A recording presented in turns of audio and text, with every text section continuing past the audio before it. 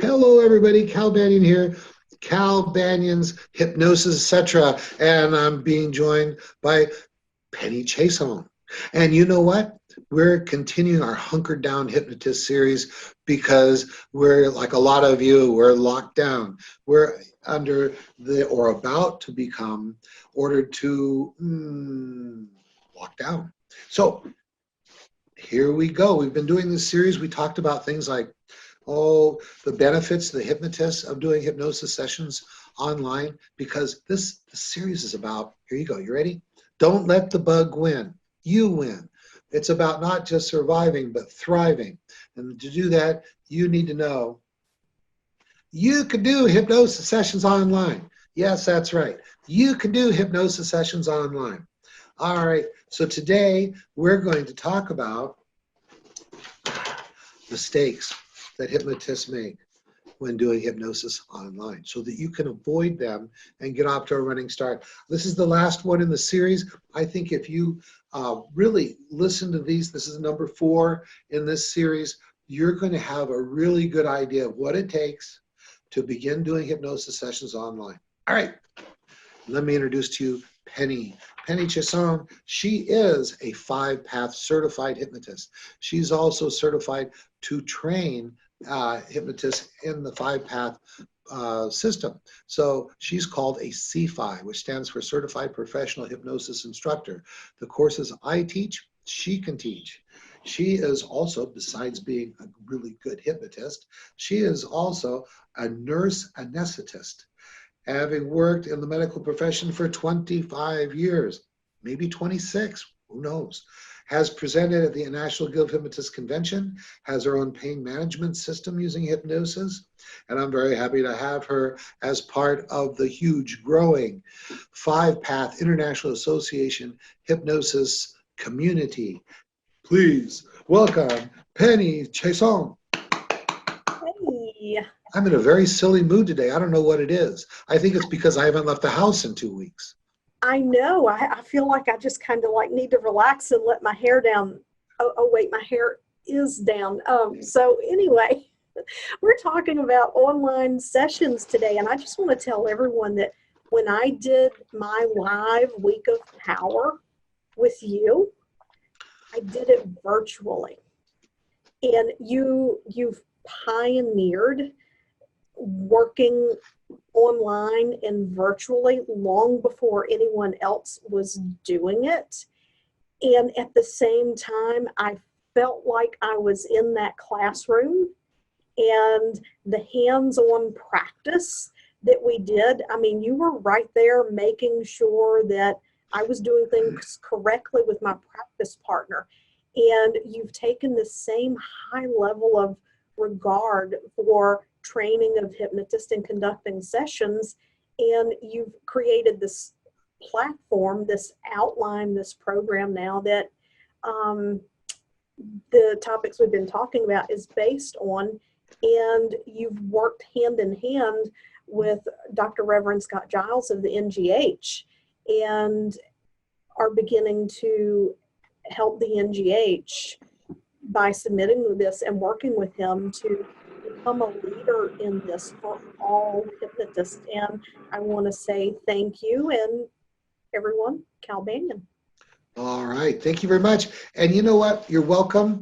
And a couple things I want to say real quick before we get rolling into our topic for today is that I really appreciate the open-mindedness of the National Guild of Hypnotists, who had a positive but cautious approach to, at first, beginning to promote and set the standards for doing hypnosis sessions online, and now to work with me and Dr. Reverend Scott Giles to create the standards for doing online hypnosis training and certification. These are live courses, and I think that's it's not easy to be the National Guild of Hypnotists and make changes, because the changes you make, or they make, affect so many people.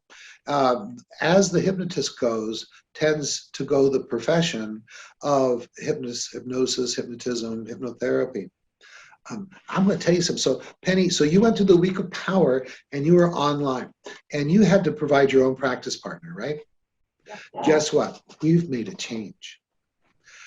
Now, in addition to having people online and on site, wouldn't it be nice in this world where we're trying to encourage hypnotists to do sessions online if the practice sessions in class were done online? So what happens is, let's say that we've got a class and we've got maybe 12 people on site, and let's say we have maybe like 4 people online. Because it usually breaks down into that kind of ratio, about 1/3 online and 2/3 on site. What we do is we have stations set up where they go and they practice. The on-site people practice together in groups of 2 or 3. Okay, but then we also have laptop computers set up and desktop computers set up where they can practice hypnotizing and doing depth testing and convincers with the online students. So it's the first ever class to where you don't just do gobs and gobs of practice in class, but you get to practice to learn doing sessions online.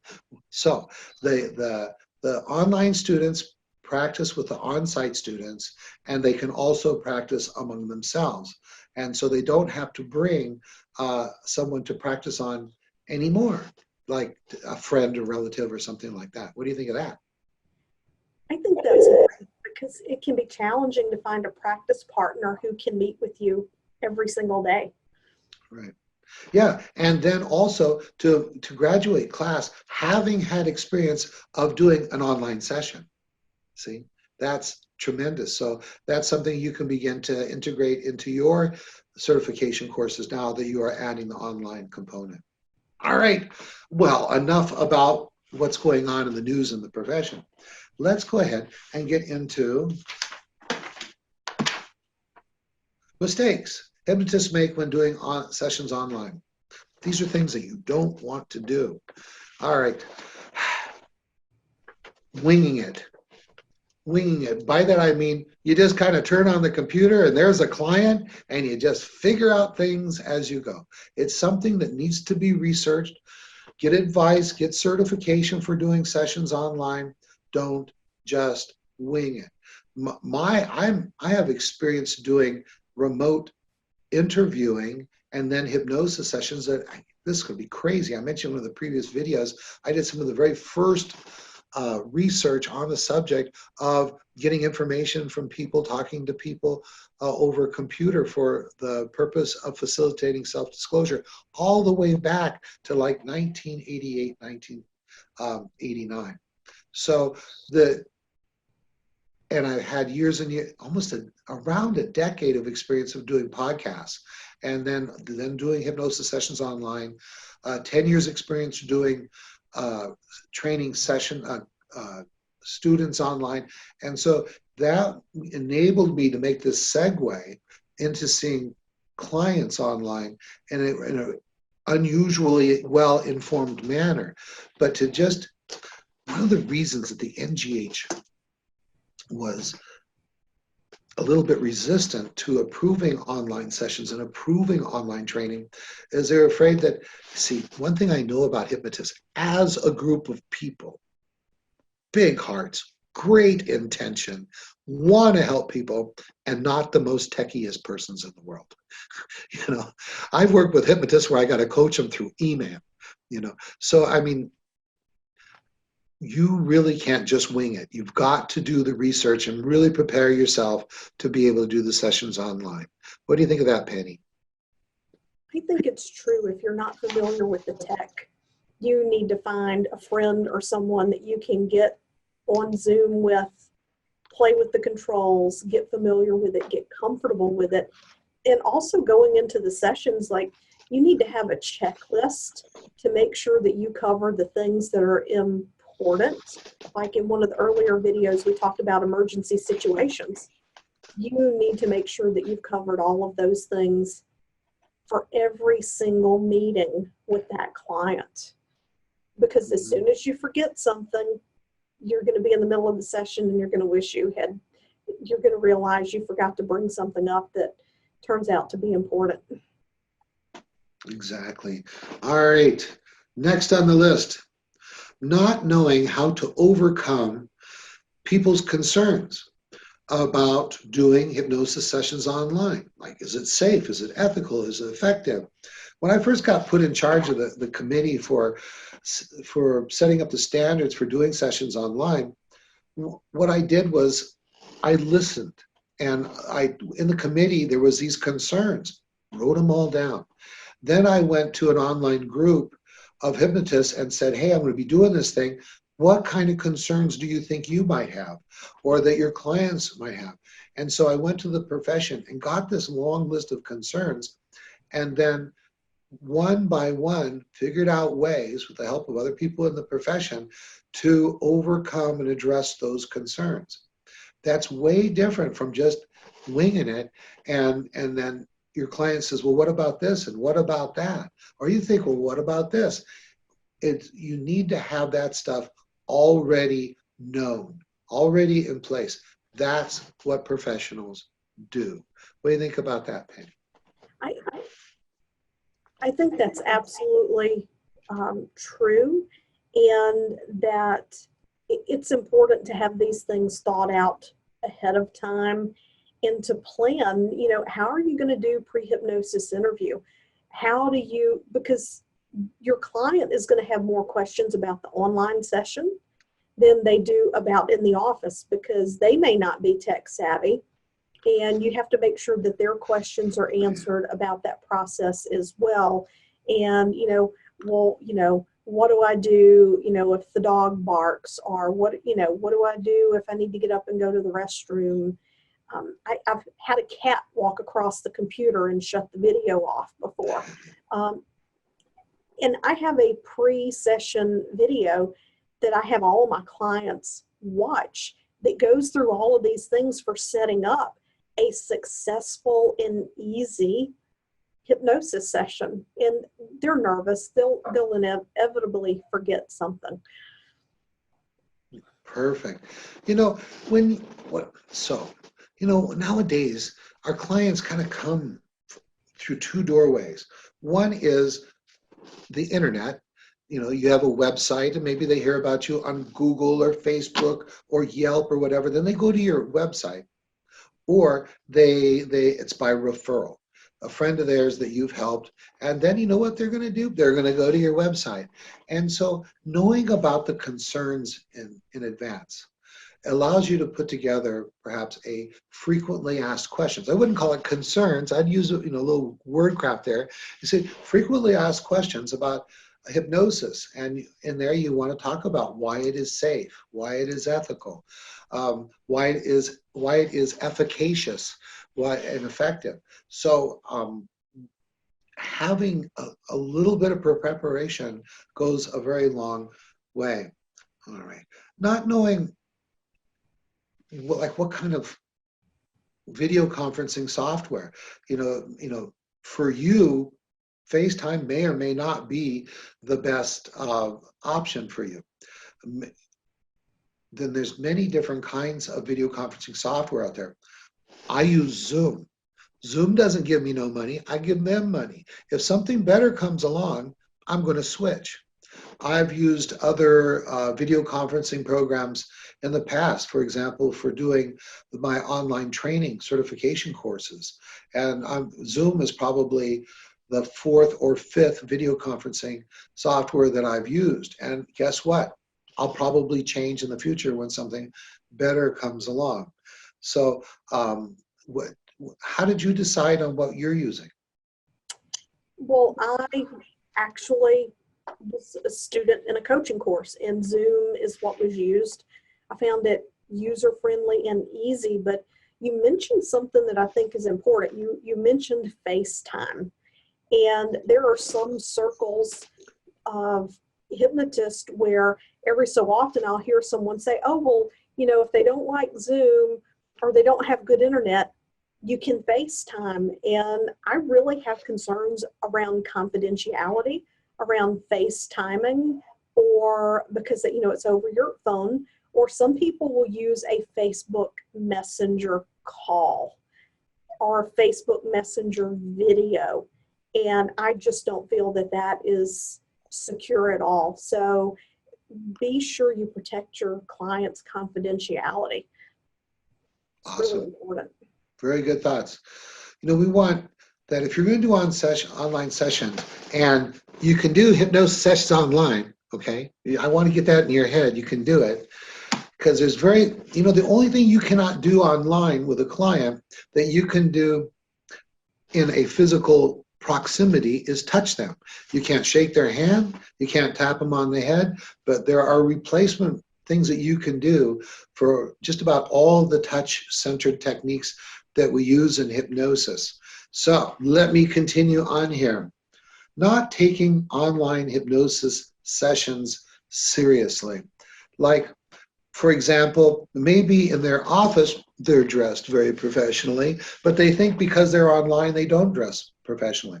Or they're not conscious of what the background looks like. In sessions, I've used 2 backgrounds, 3 actually, for online. One is just the normal office-y background of my office when I'm actually in my physical office.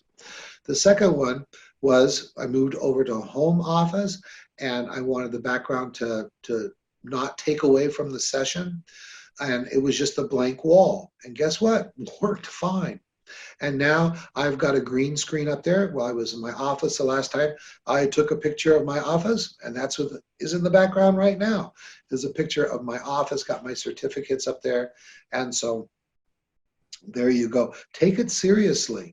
You have to work a little bit harder to make sure your client feels confident in what you're doing. And if you don't take it seriously, it'll come through. What do you think about that? I think you're absolutely right.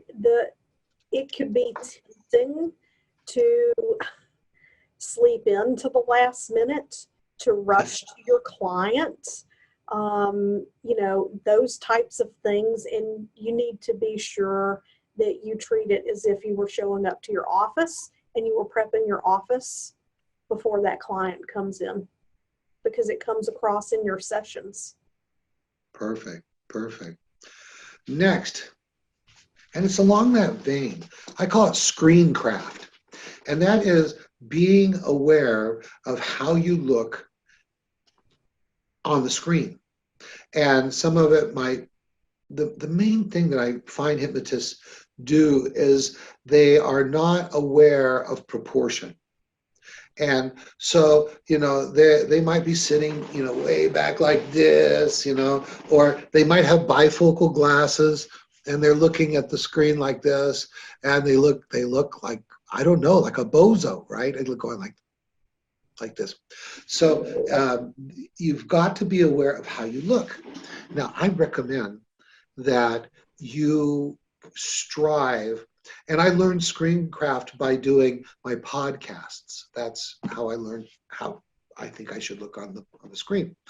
And we've learned what professionals look like on a screen by watching TV. So a news broadcast, something maybe something that's more educational, documentary or whatever, and you've got your talking head on the screen. And so basically you want the lighting and you want the proportion to be like a portrait. So it's very, very nice. If you're wearing glasses, you've got to be careful of the lighting so that the lights don't reflect in the glasses, and also that you can see the person's eyes. That's kind of tricky, because if you just have one point of light, or the light that's only from overhead, then the shadow of the rim of the glasses goes over the eyes. And a lot of what we do for connecting with people is looking into their eyes. So screencraft. What's the background look like? What's the foreground look like? Do I look professional in that, like I could be on TV? Because when you look like the professionals on TV, they tend to accept what you're saying in a more authoritative, professional manner. Well, what anything to add to that, Penny? I think it takes a little bit of practice, to be sure to look at the camera. And, when you're taking notes, I always say to my client, if you see me looking down while you're talking, I'm paying attention. I'm just making notes. And probably, and this comes from a healthcare provider background, but you mentioned this in the course as well, I don't like to put myself in a position where it feels as though I'm looking down my nose at the client like this. Does that make sense? Like, you don't want to feel like you're towering over them in that process. It can be a little intimidating. Right. And don't set your computer on your coffee table while you're sitting on your couch, even if the background is nice, because then you look completely disconnected from what it is that you're doing. So yeah, that's a really good point. So one thing that the hypnotists do wrong when doing online sessions is they're not aware of how the height of the camera affects things. By doing my podcasts, I learned that having the camera slightly above eye level gives a good perspective for me. But so now here I am in my home office, and if I set my laptop, which I'm using to record this, down on the table, you would be looking up at me. And it'd be like looking up my nose, even though I'm not doing the bifocal mistake, right?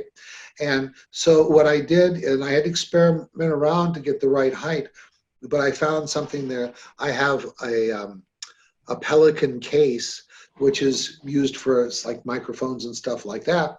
That's just about this high. And then I just have that under my laptop.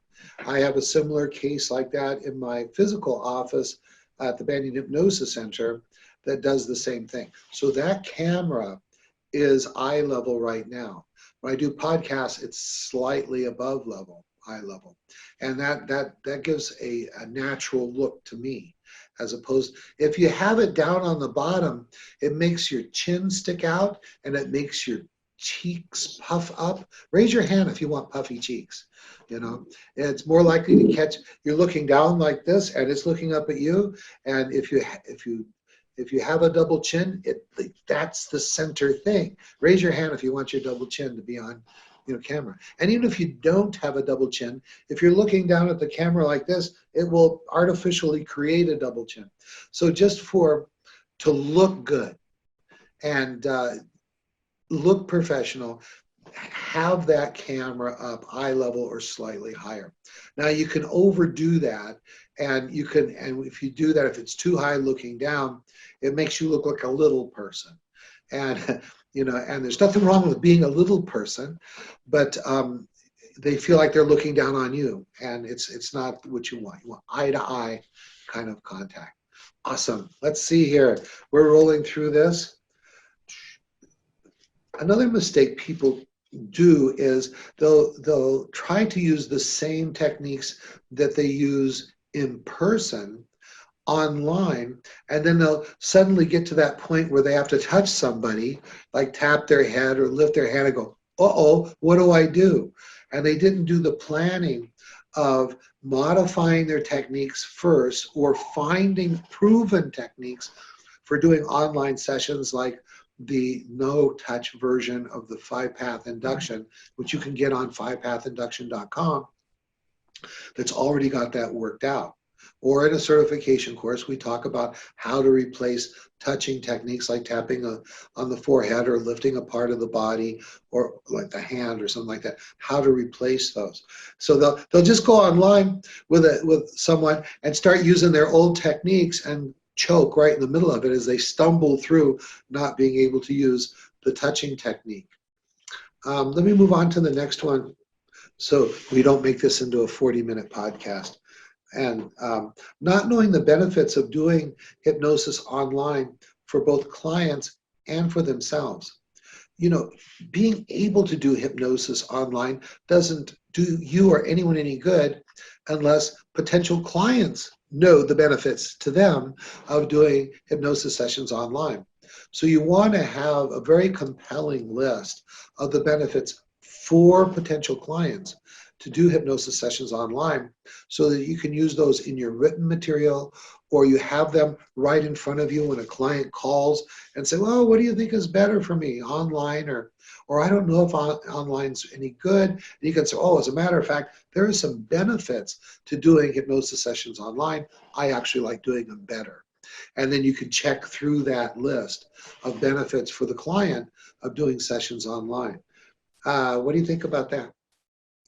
No, I think that it's important to be able to convey to people, you know, why they should choose to work with us. And when you know those benefits, that's key. And also about the induction, if I could just, uh, for just 2 seconds, one of the reasons I love the 5-path induction is that it's a short, sweet induction. Because if you're using something like a progressive relaxation induction or something other that's lengthy of that nature, someone is so comfortable when you're doing these online hypnosis sessions, you are going to put them to sleep because they're very comfortable where they are.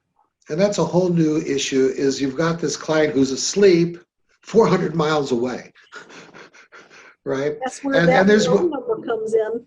Yeah. Hey, let me give you an insider tip technique. So if you have a client that, you know,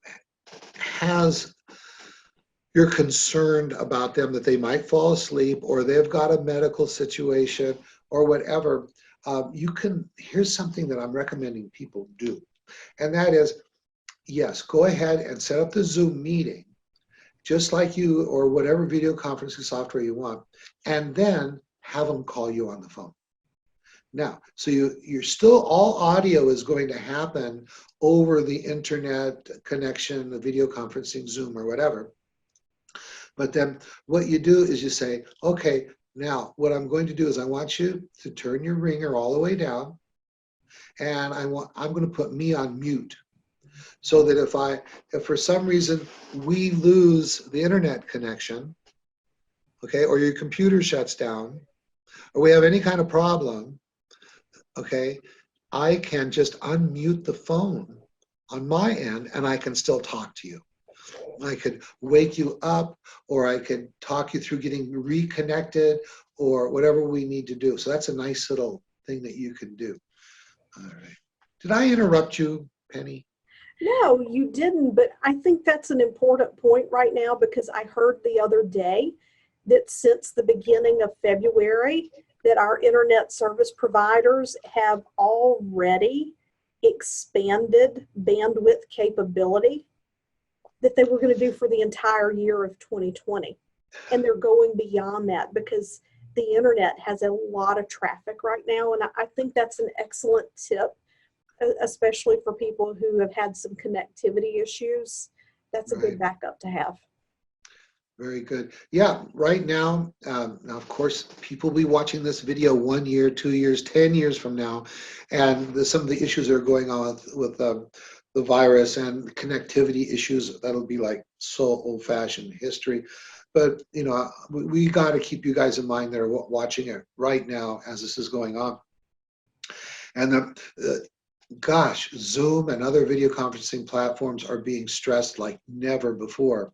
And so the chances of a disconnect or connectivity problem is increasing more than ever before. So you want to have that backup. Super simple, connect during video conferencing as usual, then call them on the phone or they call you on the phone, and then you mute yourself so that they hear you only through the video conferencing and it doesn't echo through the phone.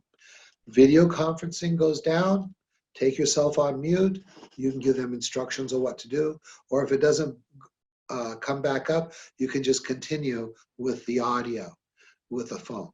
Okay, cool. All right, another mistake, we're getting close to the end here, not realizing that, you know, video conferencing, doing hypnosis sessions online is becoming the new norm. And I believe that in the future, doing face-to-face in the same proximity hypnosis sessions or counseling sessions or psychology therapy, all this stuff is going to be so last century. It's just going to seem so old-fashioned. Perhaps it might be thought of as a special deluxe service to actually have a face-to-face meeting with someone, just because it's so easy, so simple to do it, and so effective to do it online when done right. So I think that it's going to be what's done most of the time. You might as well get ready for it and be one of the first people in your community to do it and to do it well. What do you think about that?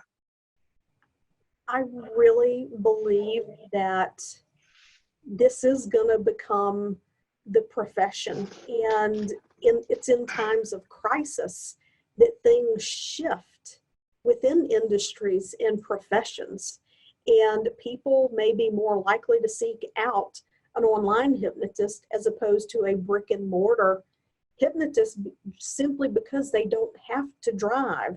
They don't have to go into an office where they're uncomfortable being within proximity of someone that they don't know. I really think that if you want to ride this wave, now is the time to get on board. And if you're experiencing connectivity issues and you're a little unsure right now, trust me, things are a lot smoother when there's not so much internet traffic. Just ride it out, because it only gets better. But that doesn't happen that often. You just have to be aware that it can happen. Perfect. You know, we're like at this new turning point, and I wouldn't be surprised that a lot of hypnotists will in the future less and less and less have physical offices outside their home. That it's just going to be so convenient to just have a wall somewhere. I mean, that's all you need is a background, right?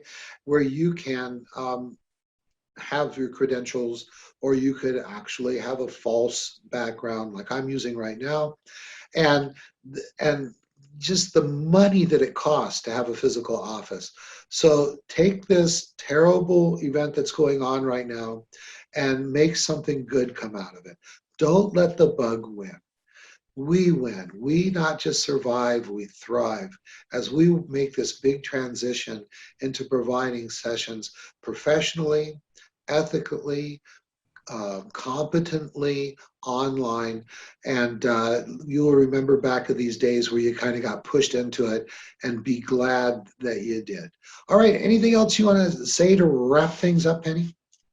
Yeah, no, I think the biggest mistake you can make is waiting to do online hypnosis sessions. Yep, yep, because everybody else is getting on board. That's because, you know, luck could be defined as preparation meeting opportunity. And it just so happened that I started putting together the course for this last year, right after the National Guild of Hypnotists Convention. I believe I ran the very first certification course for doing online hypnosis sessions back in September. And so we were already running, already had it polished up and going when we got into the situation now where nobody's going outdoors anymore.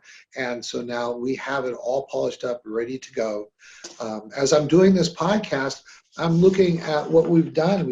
We've done probably several, I can't even, it depends when you're watching this video, but the time you're watching this video, we might have done 8 or 9 or 10 of these certification courses, and they fill up. They fill up, and then we open a new one. So rather than give you the dates of the ones that are coming up, because when you watch this, the date was probably already passed for the last one. Right now, for long as the demand is there, we're doing the course about once a week, usually on a Thursday or Friday. They are a 7-hour course. They start at 9:30 in the a.m. Texas time, that's Central Standard Time. We're not putting this on the website at this time. If you are interested in knowing about when the next course is, you email Tasha at hypnosis.org. Org, like the Borg. You will be assimilated. That's what I was told to say by someone who's on the podcast with me right now. So it's about 7 hours long. We do about a 30-minute lunch break in the middle, and we get it done. We go through all the stuff you really need to do to be really effective, to be able to get going with the, hit the ground with the virtual ground running. Let's see here. Is there anything else I want to say? Because the demand's been so high, we're able to keep the price down. Originally, it was going to be $195 for that one-day session, but we're running them right now at 1:45. The classes are limited to 20 people. I think that's a really good manageable size where everybody can get the attention they need, where they get their questions answered and all of that. All right. Anything else, Penny? You got a class coming up or whatever? I do. I have the 25+7 hypnosis certification coming up in July, the 12th through the 18th. By the time people see this, registration will be up on the website. And it's going to be a hybrid course, online and in person. So if you can't fly to Jackson, Mississippi, if you have great internet connection, you can still join me. Awesome. Cool.